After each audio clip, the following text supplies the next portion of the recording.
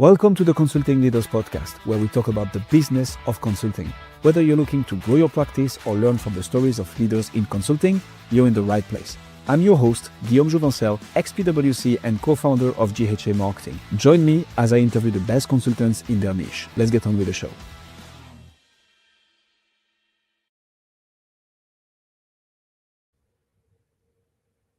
Marcy, welcome to Consulting Leaders. Happy to have you. It's great to be here. Thanks for having me. Let's jump straight into it. What got you into the fantastic world of sustainability and consulting, Marcy? Yeah, so sustainability, I really, came by naturally as I grew up in kind of politics and advocacy. I did my undergrad degree in political science and worked my first couple of jobs out of college in the nonprofit space. And in that work, really worked heavily with a lot of companies that were doing both political advocacy, nonprofit giving, philanthropy, et cetera, and then made my way over to the corporate side of the house. And at that time, kind of going back to like 2010, 2011, there was a lot of movement from this kind of old guard look at kind of CSR, corporate social responsibility, moving towards more of what today is called, sustainability or ESG, environmental, social, and governance. So I was very lucky to get kind of a trial by fire in sustainability. I had taken a job with the world's largest steel company and built from the ground up with a group of incredible leaders around the world, a sustainability narrative for that company globally, sort of shifting them from, CSR to ESG. And after being there for a number of years, I went back to school, I got my MBA. And as I left that company, fully expected to end up back in corporate, and people kept asking me to do consulting projects. And I think this is how a lot of consulting leaders come to their space is we take a project here, take a project there. And after about a year of doing that, my husband looked at me and said, I think you have a company and you need to start something. So filed my LLC in 2019 and started Veerless. So yeah, it's been a fun ride since then. What's the number one problem that you solve now that you've indeed transformed this into a business, not just a role? Yeah, so we work with companies all over the world across the sort of ESG, environmental, social, and governance spectrum. And when they are coming to us, the difficulty when you consult in things like ESG or social impact or even diversity, equity, and inclusion is that often our work is a vitamin and not a pain pill, right? So they might not be coming to us because there's a huge issue or things that are happening. And often the conversation that I have at the beginning of our work with clients is, we know this is important for whatever reason. Maybe they have an investor or a set of customers who are really interested in sustainability. Perhaps they just know that on a compliance level, they need to do certain reporting, or they're thinking about long-term regulatory structure, or they know that they need to get better ratings.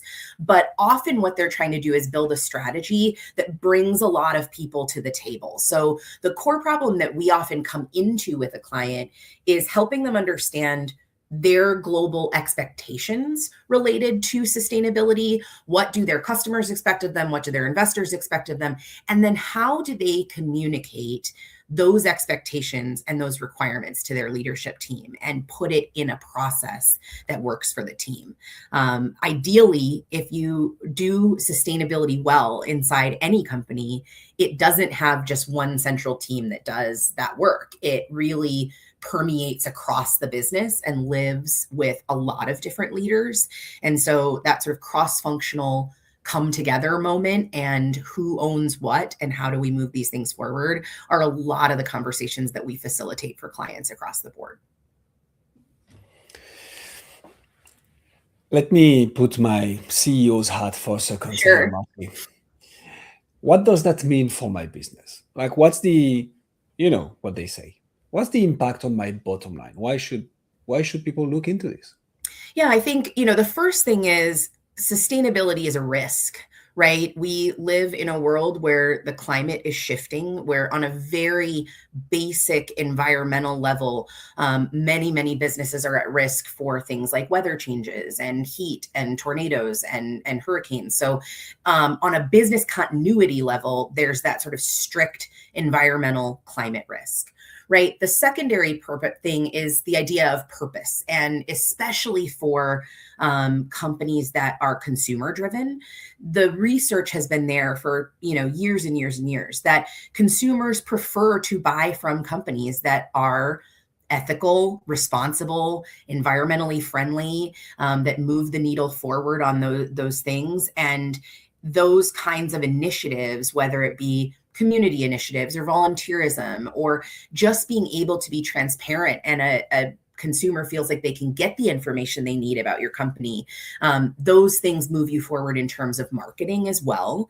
But on a sense too, we can also look at ethics as a broader term. It's interesting, the term ethics and sustainability haven't always been interchangeable. The kind of legal side of corporations have kind of co-opted the term ethics as a part of compliance. But I love the idea of talking about ethics even more so than talking about corporate responsibility or sustainability, because what we know is that when stakeholders, whether it's your investors or your customers, the people who you employ or potential employees, look at you and feel like you are an ethical company, and they might see that because you publish a sustainability report. They might see that, in our case, we are a certified B Corp. We are 1% for the Planet company. We're climate neutral certified. When people come to us, they see that we walk our talk, right? The same thing when you log into great, best example everybody uses, but Patagonia, what Patagonia stands for, right? You can trust them, what they stand for, what their most important topics are. And so really, for a CEO at any level, whether in the biggest company in the world or a small company, it's about knowing what your stakeholders expect of you and meeting those expectations, and really building trust with all of your stakeholders to say, we not only trust that you're doing the right things and that you're growing in the right way, we trust that you are respecting your employees, that you're respecting the environment that you live in, and that we feel good buying from you or working with you.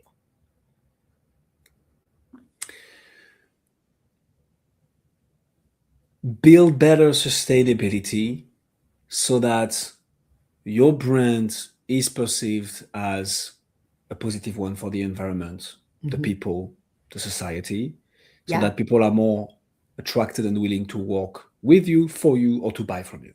Absolutely. You got it. I mean, it's the old Google mission, be less evil. Every company is trying to make money and every company is trying to build. But I think most consumers, most partners want to make sure that you're also doing the right things and that you are less evil.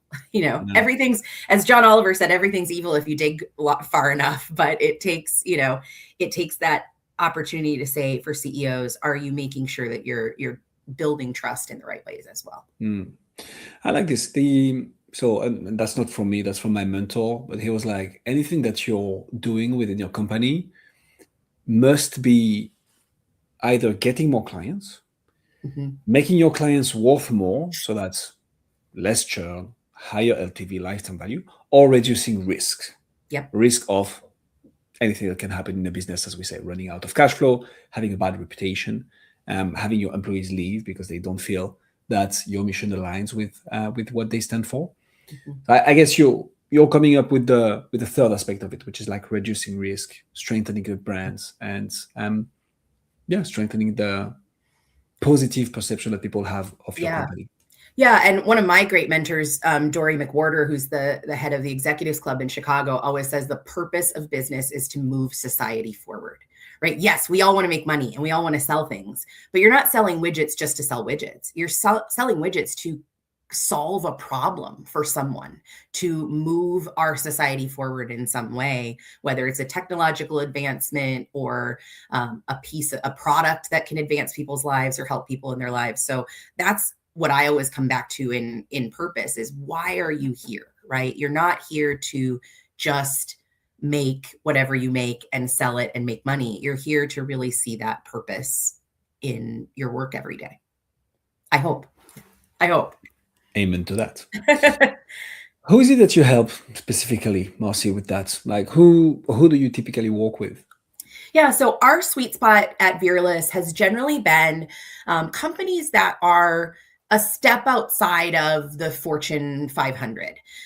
We generally work with companies that are, over $1 billion in revenue, although we have a number of companies that are in the sort of 100 million to a billion space as well, because those are generally the companies that are growing to a level that they have pressure on sustainability and ESG, whether from their customers or their overarching supply chain, their employees, et cetera, and often can have some of that budget earmarked for things like reporting and compliance and strategy related to ESG. So we generally, the Fortune 1000, the top of the Fortune 500 is generally working with big consulting firms. And as a boutique firm, small and mighty, we tend to work with companies that are a little bit outside of that growth stage firms, which has worked really, really well for us. What we often find is that our customers might have one or two people internally who are doing the work of sustainability, most of the time not their full-time job, and they really see us as their outsourced team. So instead of bringing on 4 or 5 headcount internally to do sustainability, they're hiring us as an external partner. And we really pride ourselves in the fact that our clients are generally, not to say we don't do a little bit of project work here and there, but on a consulting level, the way we've structured our business is that our clients are with us on the long term. So almost all of our clients have a full year plan with us, a full year retainer that they stay with us throughout the year, and that we really help them not just build their ESG and sustainability strategies, but implement them as well.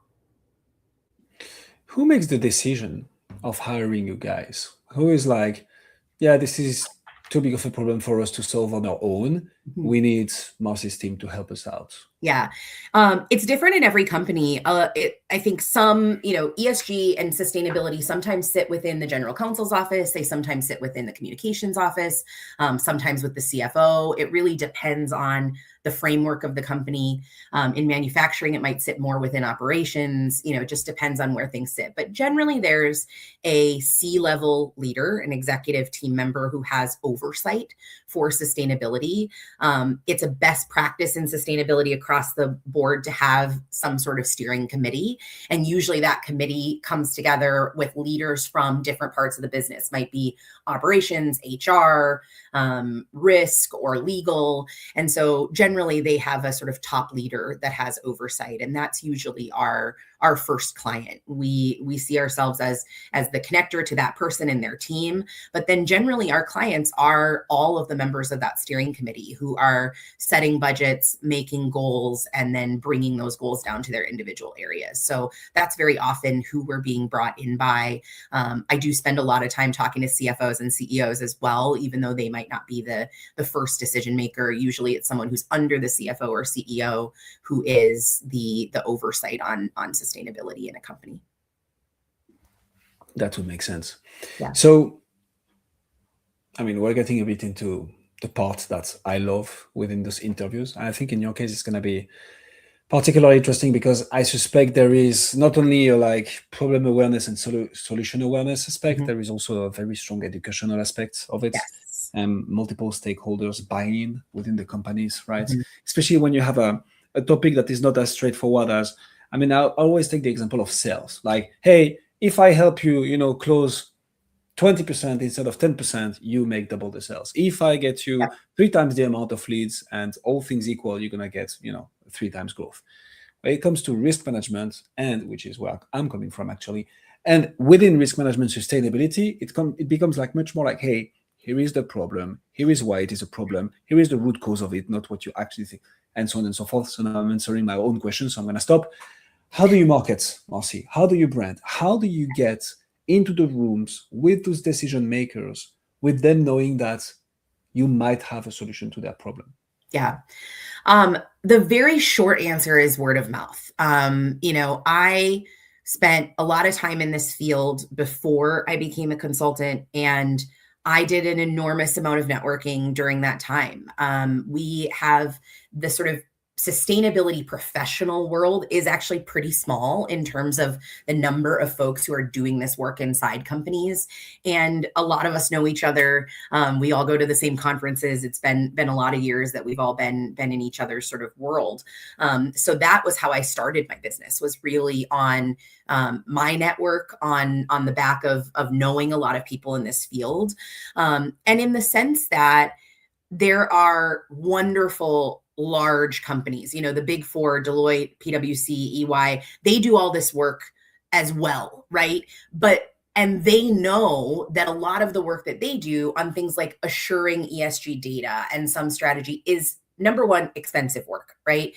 And we've actually received a lot of referrals from our friends at Deloitte and PwC and EY, and that feels really good to us. One of the things that I've said from the beginning is I want to play well in the sandbox with a lot of other groups. So we play really well with communications firms. We play really well in the sandbox with the big four, with other accounting firms. We also play really well there's a whole world of technical environmental consulting firms that are really doing the deep work of climate risk and things like that we might not go as far on. We work really well with them. We work really well with architecture firms. And so we've really crafted ourselves as a partner and not a competitor for a lot of those firms. And so we've built our business on word of mouth marketing.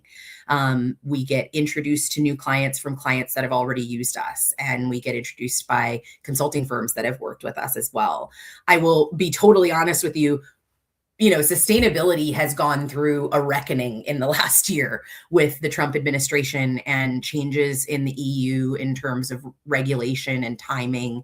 And it has been harder than ever before to build a company in this space. And for the first time in the last 3 to 4, 6 months, we've really had to lean on traditional business development, cold outreach, really asking people for introductions. Word of mouth marketing gets you, it's kind of the what got you here won't get you there, right? Word of mouth marketing has gotten us to the point that we're at, and I'm so grateful for it. And I know it will continue to be an engine for us, but we are also having to turn on a business development flywheel in a way that we haven't before. Partially because we want to grow more, and then partially because sustainability has had some challenges and companies are holding back in ways that they might not have been 2 or 3 years ago. So, the sales cycle is something we're looking at consistently, and it is a long cycle for us. But, the thing that I also see is, I have a conversation with somebody in 2023 and it seems like they're ready to go and excited about this. And then their board kind of says, well, we're just not ready there. And then 2 years later, somebody comes back and goes, good news. Like, we got a great new board member and they're really excited about this. And they've convinced our board that we need to come back. Can we dust off that old proposal and come back in with it? And so, I just spend as much time as I can, and our team does as well, listening to the issues that potential clients have and staying in their network. I really believe in a sense of abundance in this space that everybody can grow, and everybody, we don't need to take anything from Deloitte or EY in order for us to succeed, and vice versa. So that's kind of where we land, and I hope it's working. It's getting there. Marcy, thank you so much for this. For the following reason. So first of all, that's amazing insights, and I will die on that hill. Mm-hmm. B2B coaches and consultants who want to grow can't solely rely on word of mouth. And yeah. I've interviewed about 300 B2B coaches and consultants over the last 4 months. Mm-hmm. 80% of them rely only on word of mouth, which makes sense because we get reinforced for that. Because if you get word of mouth and referrals, it's because you're doing a good job. Yeah. And the very mission of a consultant is to do a very good job on a very specific niche, like expertise domain that they're helping the company on. So you get your first deals and your first projects, and you first grow with word of mouth.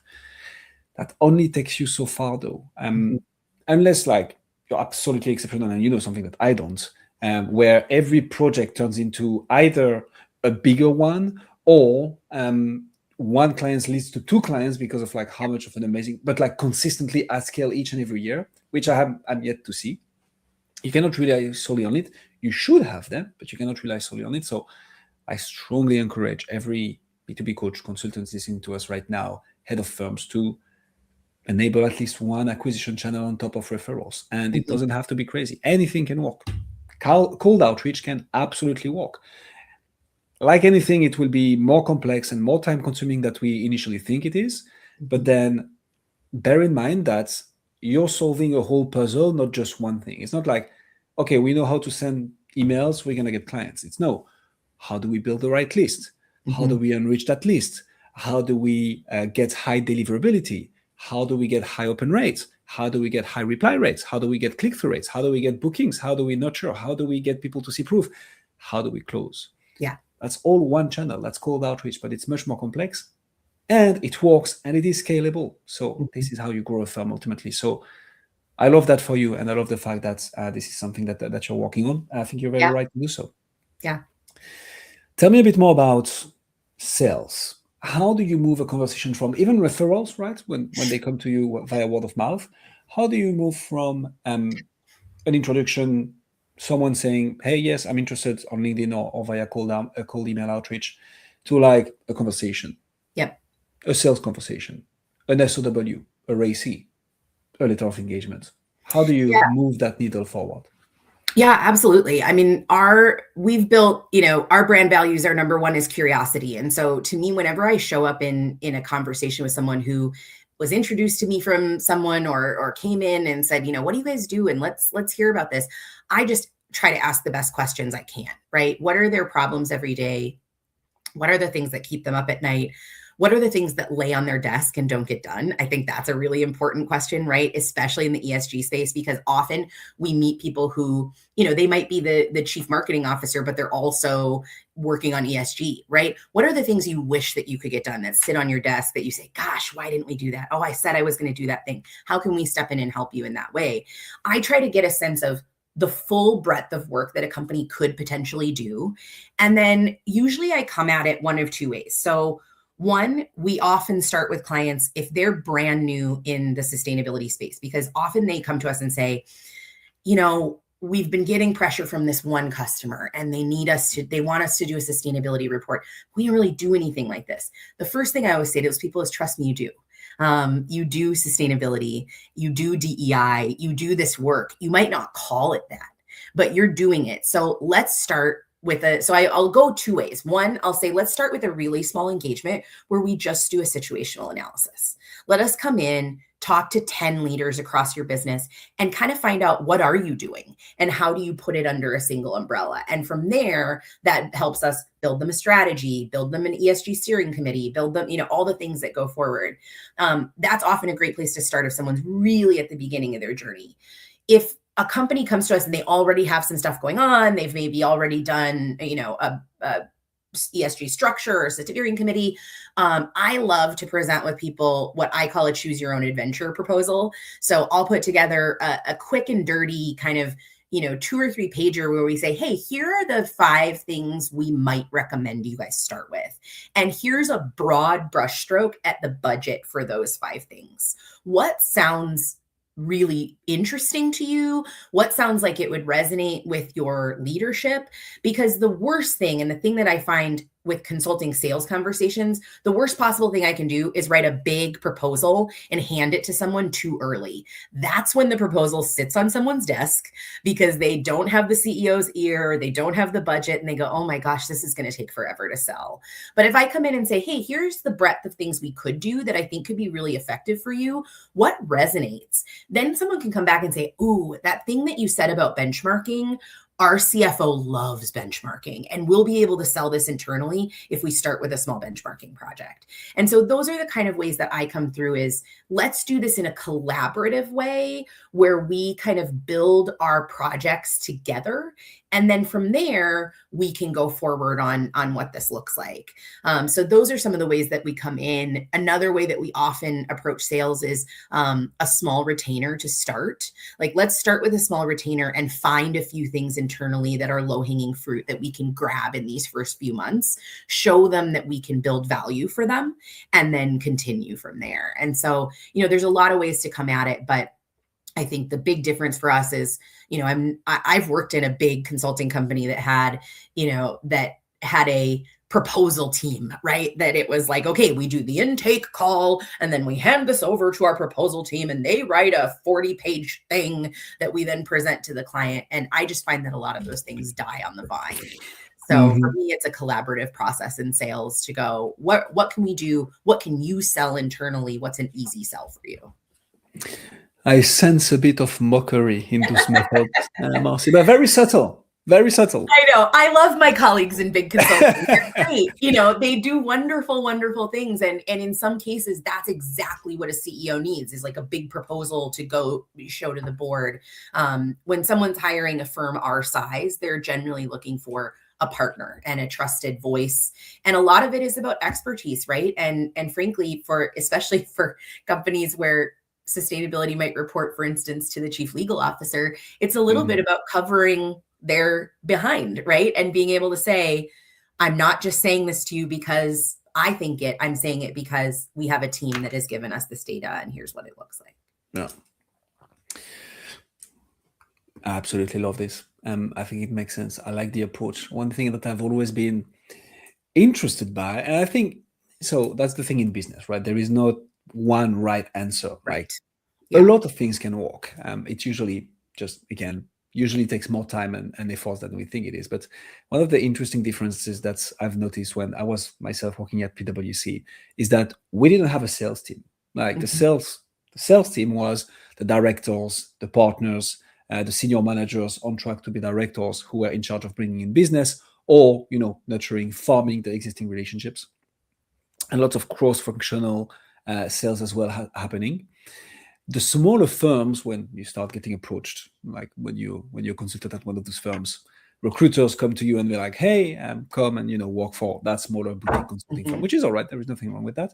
But there are methods of finding business is usually to have consultants, like experts, and the business development team. And it's funny to see that the smaller firms will have like a sales force.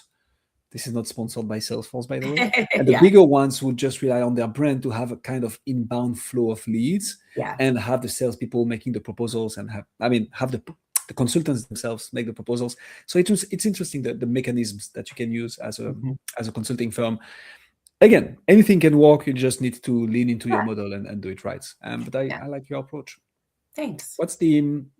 So one of the other things I wanted to ask you is, once you come in and you solve that sustainability problem, that risk problem, what then? Like, how do you make the most out of a relationship?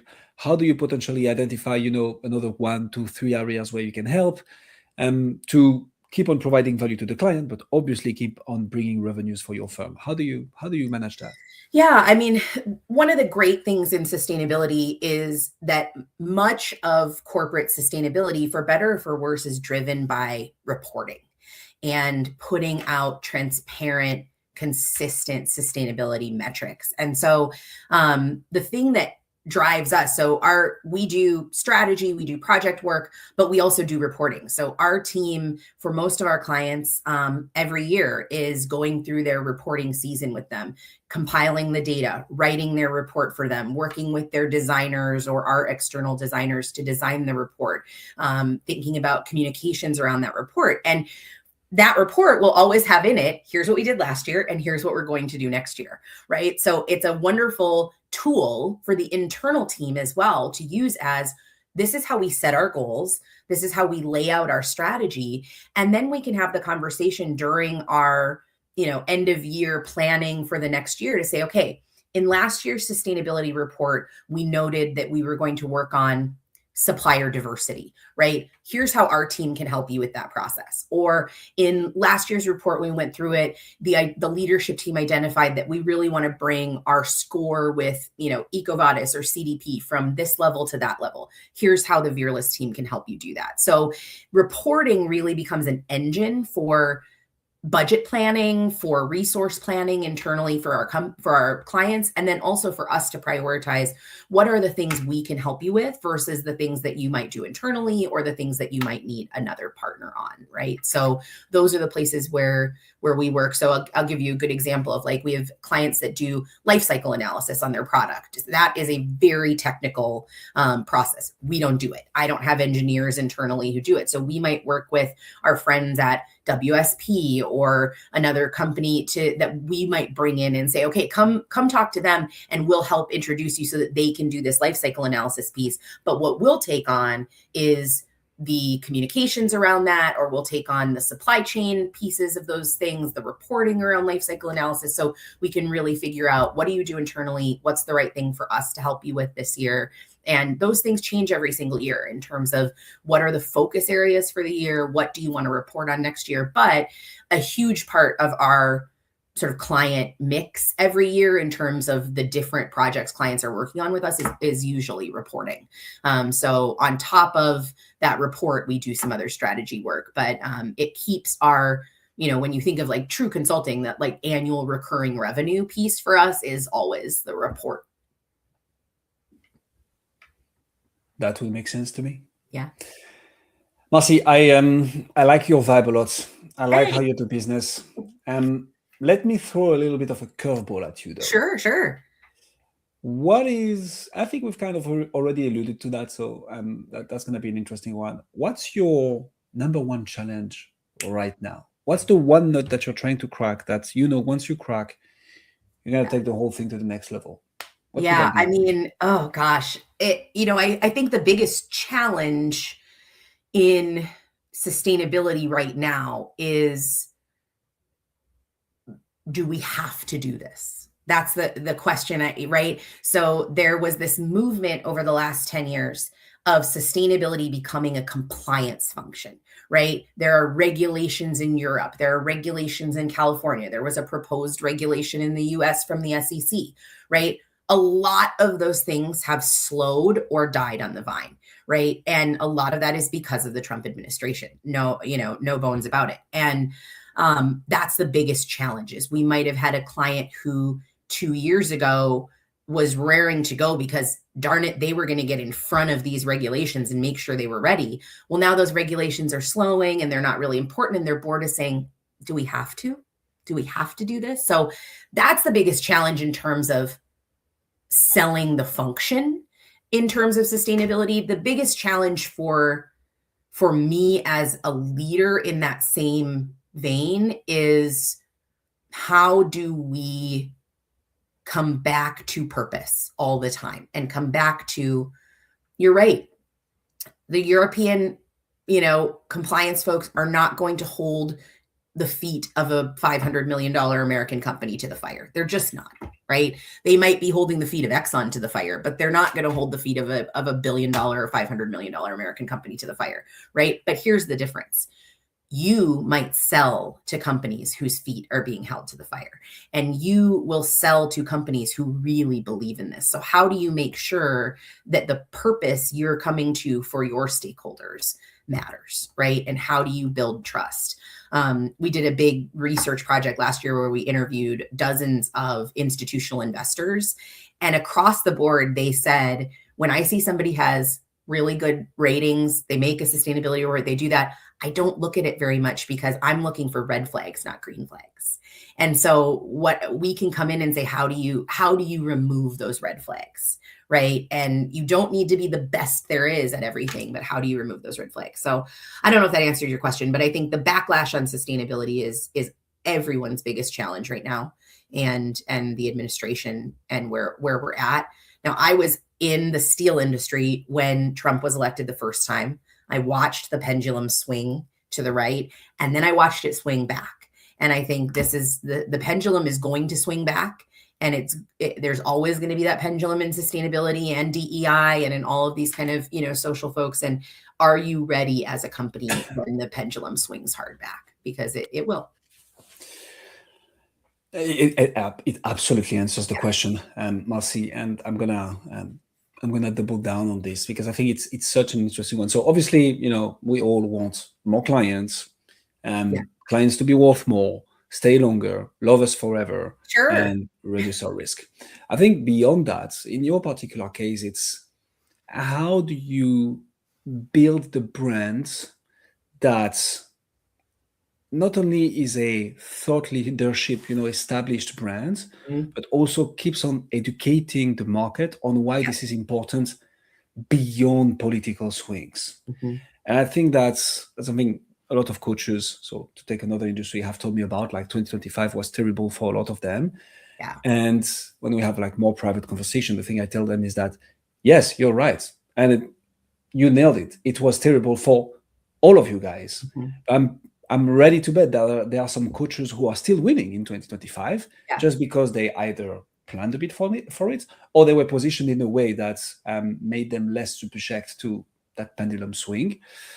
I think for sustainability, DEI, at the end of the day, it's obviously right now is not the best time. Like it's not a rising tide. Yeah. How do you still thrive? How do you build that awareness, that educational content that keeps on getting people through the door, and also understand the importance of taking action on this? It's a beautiful and interesting challenge. Hard to solve, Marcy. So let us know how it goes, but a beautiful one. Yeah. Marcy Twete, ladies and gentlemen. Marcy, if people want to find out more about you, see what you do, where should they go? Yes, they can go to veerless.com, Veerless. And our tagline is stay the course. And that's been our sell all the way through this is, keep the drumbeat going on sustainability. So they can find us on veerless.com and on LinkedIn. Happy to connect with anybody. We'll put all the links in the description. I can say one thing for sure is that you've gained at least one new connection on LinkedIn out of this interview. Me. I've just added We're you. excited. I'm excited to continue to listen to the podcast and learn more from the people you interview. Merci. Thank you so much for coming on Consulting Leaders. Thanks for joining us on this episode of the Consulting Leaders podcast. We hope you learned valuable lessons on how to grow your practice and take your business to the next level. Make sure to subscribe and leave us a review wherever you're listening to this show so you never miss an episode. To apply and be a guest on the show, click the link in the description. See you next time.